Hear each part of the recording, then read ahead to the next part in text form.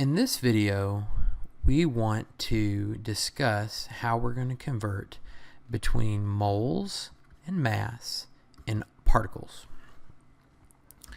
So in a prior instruction, we learned that the mole is Avogadro's number of something, and the relationship between that was how we converted between moles and particles. And we also learned how to calculate the molar mass of a compound or find the molar mass for an element on the periodic table.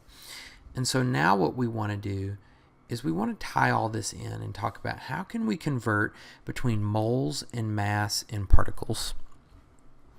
So first let's address this right here, moles and mass. So let's say we have 30 grams of NaCl. Say we have 30 grams of sodium chloride, table salt. And I want to know how many moles of table salt this is. How many moles of NaCl is 30 grams? And so that's what we want to convert in this problem. So what we're going to do is we're going to write 30 grams on our dimensional analysis in our numerator. 30 grams of NaCl, and then we're going to set up our conversion factor. And of course we remember that if grams of NaCl is in the numerator here, that we want to put grams of NaCl in the denominator here. And that we want to put the unit on top as the unit we want to convert to. And in this case, because we do have a conversion factor between grams and moles, we're able to go straight to the unit of moles on top. And so we'll put moles of NaCl on top, the unit of moles on top. And so we need some numbers to fill in here. And so if you remember, for every compound, we can just add up all the different elements in that compound and we can get a molar mass. And a molar mass is what we're going to use here as our conversion factor. And so you kind of have to do some side math. You have to come off to the side and say, okay, we have a sodium plus a chlorine. And so we go here and we see that a sodium rounded to the hundredths place, as we've been using, is 22.99 grams per mole. And that a chlorine off the periodic table here is 35.45 grams per mole. So we just take our calculator out, just so we don't make some mistakes here. Let's clear out our previous math, and we'll say 22.99 plus 35.45, and we get 58.44. So our molar mass of NaCl we're going to have is 58.44 grams per mole of NaCl. And so we know that for every 1 mole of NaCl, we're going to have 58.44 grams. And so we're able to put that right back up here in our problem. 1 mole of NaCl is 58.44 grams. And so our units of grams cancel. And so we're just left with the unit that we want, moles of NaCl. And so we have 30 divided by 58.44. So grab our calculator again. 30 divided by 58.44. And we get 0.513347. We get a bunch of decimals here. And a couple of things, we'll just write down a couple of them here. 0.513347. Let's write all those down. So we have 0.51, oh boy. 3347, there we go, 3347. And so we need to round this appropriately. And if we recall from our sig figs that this top number here in the numerator, 30, has 3 significant figures. So 3 sig figs. And this bottom number here, 58.44, it has 4 significant figures. And so what we want to do is we want our final answer to be rounded to 3, the least of the two. And so we count out here 1, 2, 3, and we're going to look to this 3 to round that 3. And of course 3's drop off. And so we'll just report this as 0.513 moles of NaCl. So we just converted from grams of a substance to moles of a substance. Now let's do a couple other examples here. So let's say we were given a problem where we were given kilograms instead of grams. So 6.2 times 10 to the, let's say, -1 kilograms of, let's pick an element this time. Let's say sulfur. 6.2 times 10 to the -1 kilograms of sulfur. And I want to know how many moles of sulfur this is. So the kind of two ways we can do this. We can either get a conversion factor for sulfur in kilograms per mole, but since our periodic table has grams per mole, this isn't the easiest way to do this. I'd say the best way to do this, in my opinion, is to go ahead and convert kilograms to grams. And so let's do that now. So if we take this out of scientific notation, we have 0.62 kilograms. And we want to convert 0.62 kilograms to grams. And so if you remember from our work with the metric system, to go from the prefix kilo back to the base unit, just grams, we need to move the decimal 3 places to the right. So 1, 2, and then that last movement, you get a 0. And so 0.62 kilograms is 620 grams. 620 grams.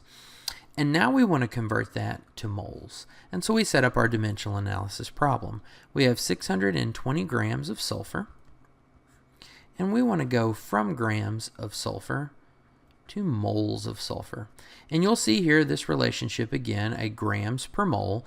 And because this is just for an element, we can just get this off the periodic table.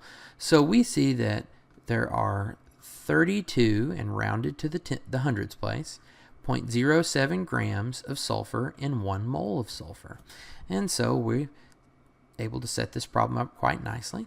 Cross out our grams of sulfur, and we're left with 620 grams divided by 32.07. Oh, not grams. That's bad. We crossed it off. We got rid of it. Sorry about that. 620 divided by 32.07. So let's take our calculator. 620 divided by 32.07. And again, we're probably going to get a bunch of decimal places like we did. So 19.3327. Let's write that down. 19.3327. Obviously more digits than we need here. So let's go back to our numbers in our problem.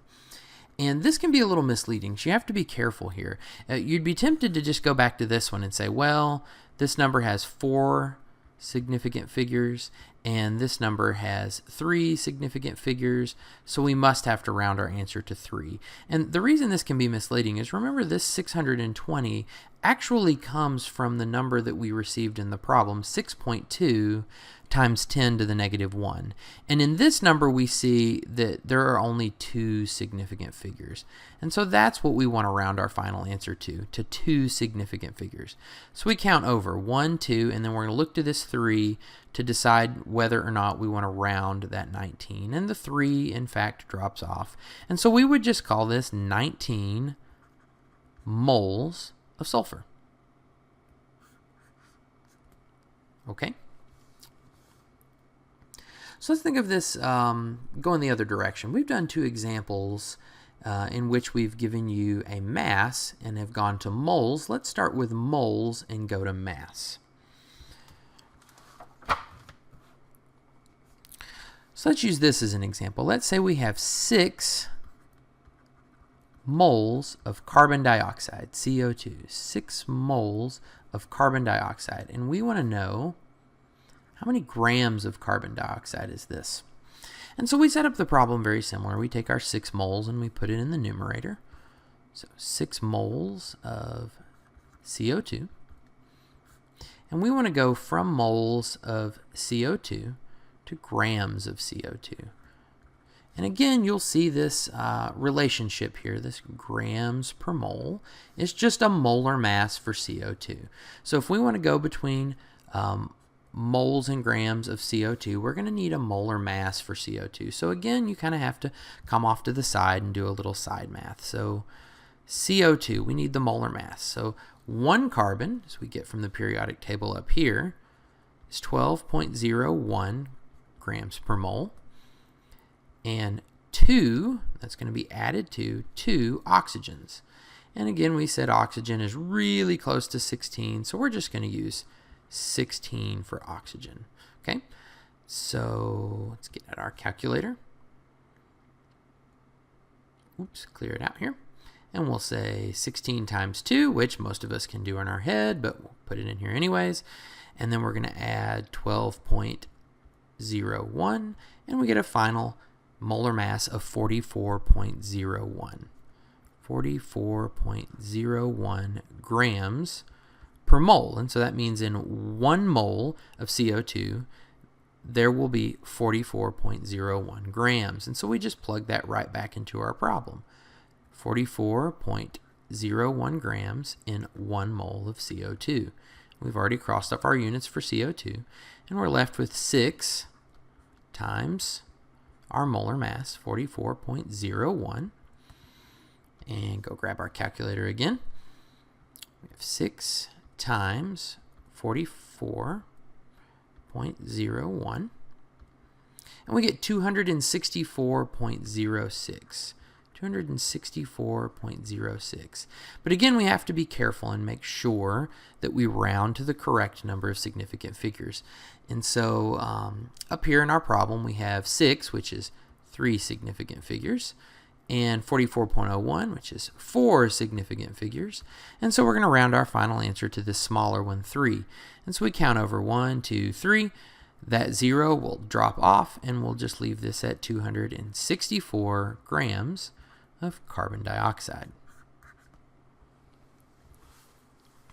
All right, so the last thing that we want to convert here is we want to go all the way from something like grams to a number of particles. Okay, we want to go past moles and go all the way to a number of particles. So the way that we're going to do this is we're going to have to do 2 steps in the dimensional analysis, and I'll show you why. We don't have a conversion factor that links the number of particles, and remember, particles are just molecules, oops, finish that out there, or atoms. Okay, and then we've converted to moles, and then we can convert to, let's don't do grams, let's do mass. Convert to mass, and for us, mass is going to be in grams most of the time. We do not have a conversion factor that makes a direct link between mass and particles. We could come up with a conversion factor. We could figure out the mass of 1 particle, and we could do that, but that's just a little silly. It's not necessary.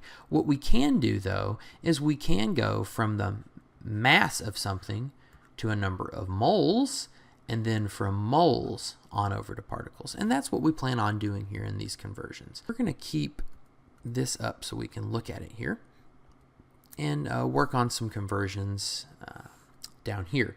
So the first example I have for you is 1.27 times 10 to the 22nd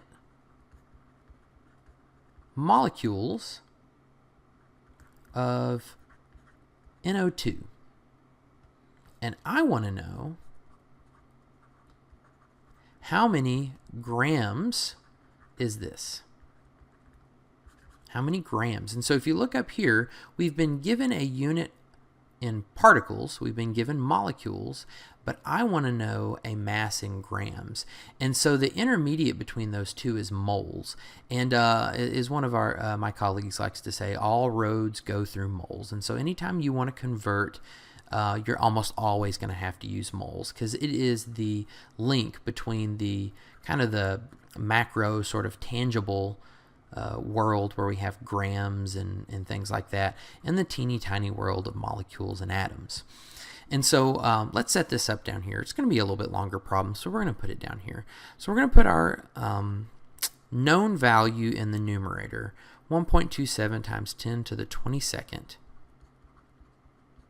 molecules. Now again, we can't go straight from molecules to mass, but we can go from molecules to moles, and so that's the first thing that we're going to do. We're going to convert from molecules to moles. And if you remember, we have a conversion for this. It's the same every single time. 1 mole of anything is 6.0221 times 10 to the 23rd. That is Avogadro's number. It's like saying we have individual pieces and we want to go to the dozen, because remember, the relationship between the dozen and 12 is not dependent on what we're talking about. And so the relationship between the mole and Avogadro's number, it doesn't matter if it's NO2 or if it's a single element. The relationship is the same. 1 mole is always 6.0221 times 10 to the 23rd molecules. And so what that does here is that gets us to moles. So we can cross off molecules, and that gets us to moles, but we're not quite done with the problem, so we have to add another step. We want to go from moles to mass. And so we're going to put moles in the denominator, and we're going to put a mass in grams in the numerator of NO2. I haven't been writing that in here. I should have been writing that in here. This is moles, NO2, this is molecules, NO2. Okay? And so this relationship, grams and moles, that is a molar mass. And so that's some more side math. You kind of have to come off to the side and sort of do that separately. We have 1 nitrogen, and that molar mass is 14.01. And we have 2 oxygens. Oh, we covered it up, didn't we? I have to erase that. And we have 2 oxygens, and the molar mass for an oxygen is 16. We have 2 of them, so we'll do 2 times 16. So we'll grab our calculator. Oops. And we'll do, did it again. Sorry about that. We'll do 2 times 16, which most of us, again, don't have to do. And then we'll add 32 to 14.01, the molar mass of a nitrogen. And we get 46.01. So 46.01 grams per mole. And so we're going to put that into our problem here. There are 46.01 grams in 1 mole. And so now we've crossed off moles of NO2, and we're left with the unit we want. Remember the original problem, we were given molecules and we were asked for grams. And so the final unit in the numerator here is grams of NO2. And so now we'll just come up here and grab the hand and get ourselves some more space here.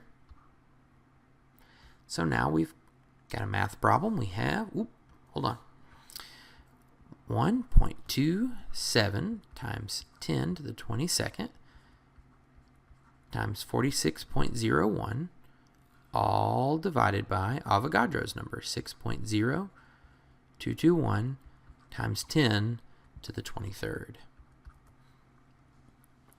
Now, as it turns out, because of order of operations, it really doesn't matter if we divide the 2 scientific notations and then multiply by 46.01, or take 1.27 times 10 to the 22nd and multiply it by 46.01 and then divide. We get the same answer.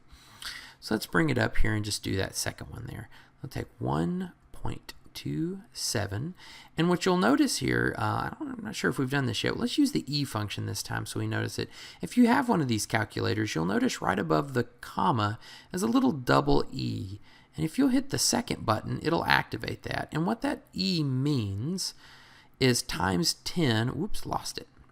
Means times 10 raised to a power. And in this case, our power is 22. And so we can go ahead, and what the calculator sees this as is 1.27 times 10 to the 22. And we'll just go ahead and hit times. We'll do 46.01. And leave that in your calculator. We're not done with the problem yet, so you don't have to write that down or anything. Just leave it in there. Go ahead and hit divided by, and then put in Avogadro's number, 6.0221. too many 2's. Second, and we'll do the little double E function, 23, and then enter. And we get 0.97030. So let's write that down, 0.97030. More than we need, so we can round. So let's look back at our problem here. We have this, which is 4 significant figures. We have Avogadro's number, which contains 5, as we have written it, significant figures. And then the number we started with here, our measured number, and this is 3 significant figures. So our final answer should have 3. And we count over 1, 2, 3. That 30 drops off, and so we have 0.970. The 0 is important. It's a significant figure. Grams of NO2. Put a little placeholder 0 out here. Okay? Now let's ask ourselves, does this answer make any sense? Does it make sense that we have such a small amount of NO2? Well, let's go back to the original number here. Let's look at this. Kind of the best way to start seeing kind of what your answers should be is looking where you're starting here. We have 1.27 times 10 to the 22nd. We know that a mole is essentially 6 times 10 to the 23rd. So this is significantly less than a mole. So we should suspect our answer to be significantly less than a mole. And we know that 1 mole of NO2 is 46 grams. So we should expect a much smaller number than 46 grams. Now that's not a foolproof way of doing it. You obviously want to double check your work, but at least it's something that you expect. You don't expect a very large number when you have significantly less than a mole here.